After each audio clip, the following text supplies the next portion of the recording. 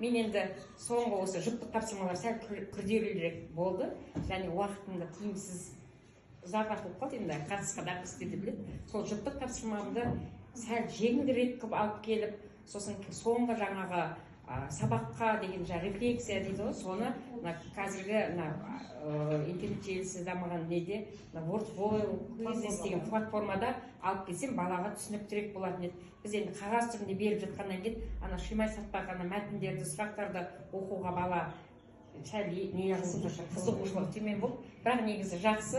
Мен танысу барысындағы алыста, артта отырған, сөйлемей отырған балалардан сәл күдік туып еді. Керісінше менің сабақ барысында сол балалар өзінің сәл тілдік несінде не болса да өздері бүйтіп жауап берген кезде ол балаларды тоқтатуға көңілім қимай, сәл уақытымды ұзағырақ ұстап қалдым енді.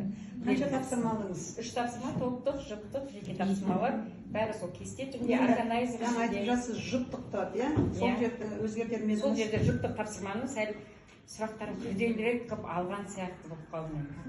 Енді тақырыбымда негізі эпизодтарды, кейіпкерлердің типтерін анықтау ғой. Ол тақырыптар бағана Айнұр айтпақшы, алмай-ақ сюжеттік талдауды ала салайын десем, ол тақырыпты біз өсіп қойған сюжеттік талдауда кейіпкерлер бейнесін бәрін ашып қойғанбыз дейді. Негізі сол жылдың аяғы ғой енді. Жылдың аяғы негізі жақсы, өзім көңілім тұрады. Сол жұпты, сосын жаңағы белгілі бір платформаларда соңғы бала шаршайды, сол кезде соңғы кері байланысты платформада алу тиімдірек деп ойладым өзім.